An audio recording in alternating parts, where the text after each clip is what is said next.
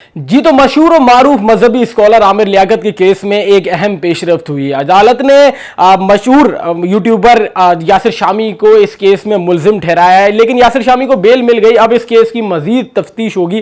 थोड़ा सा इसके बैकग्राउंड के हवाले से बात कर ले तो आमिर लियाकत 22 जून 2022 को अपने घर में बेहोश पाए गए। उसके बाद उनको हॉस्पिटल ले जाया गया, वो इंतकाल फरमा गए। आमिर लियाकत किसी भी तारुफ के मोहताज नहीं थे। दुनिया में उनका एक मुनफरद अंदाज से वो जाने जाते थे, लेकिन आखिरी के कुछ साल बहुत कंट्रोवर्शियल उन्होंने गुजारे और हमेशा सुर्खियों में रहे। किसी ना किसी वजह से, पॉलिटिकल हो या अपनी शादियों को लेकर, आमिर लियाकत खासा कंट्रोवर्शियल पर्सनालिटी बन गए थे। और आखिरी के कुछ दिन वो इतने जहनी दबाव में थे कि लोग उनका मजाक उड़ा रहे थे। एक मीम मटेरियल आमिर लियाकत बन गए थे। हालांकि इस पूरे मुल्क का एक बहुत बड़ा असासा थे और बहुत बड़ा लोगों को भी धचका लगा था जब आमिर लियाकत अचानक से इस दुनिया फानी से कूच कर गए थे। क्योंकि मामला ये हुआ था कि आमिर लियाकत की तीसरी अहलिया दानिया शाह ने प्राइवेट वीडियोस होती है उनको उठाकर लीक कर दिया। और यासिर शामी वो पहला बंदा था जिसने दानिया शाह का इंटरव्यू किया इस सारे मामले के बाद, और इसी वजह से यासिर शामी को इस केस में इन्वॉल्व किया गया है। और यासिर शामी ने वो जो वीडियोस थी उनको ब्लर करके अपने प्लेटफॉर्म डेली पाकिस्तान पर शाया किया था।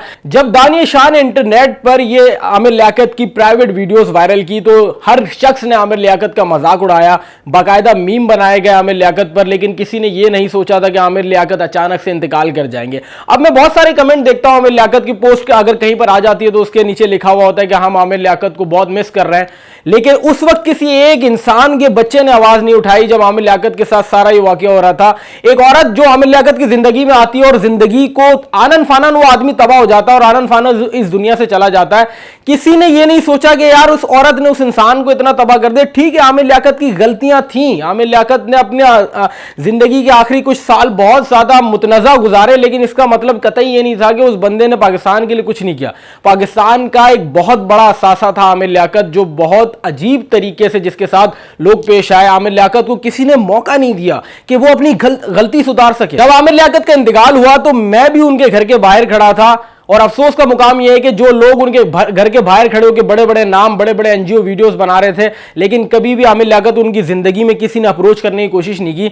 और आप ये अलमिया देखें कि अगर सोचे आमिर लियाकत दानिया शाह की इस तरीके से वीडियो उठा के वायरल कर देता, उसके बाद क्या होता आमिर लियाकत के साथ? बहुत सारी ये लिबरल फैमिलीज बाहर आ जाती है और आमिर लियाकत को आकर बैश करना शुरू कर देती। लेकिन अफसोस की बात कि मर्द ही मर्द का दुश्मन है।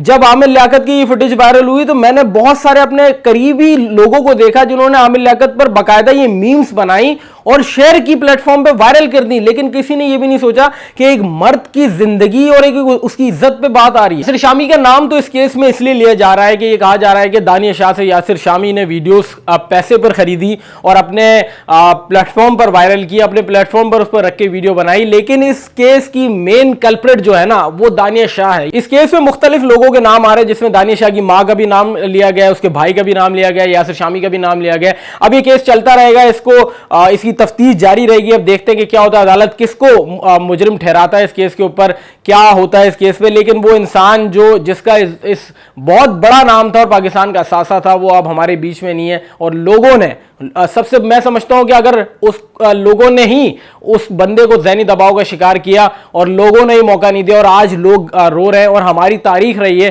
कि मरने के बाद हमने लोगों की कदर की, इससे पहले हमने कभी भी लोगों की कदर नहीं की।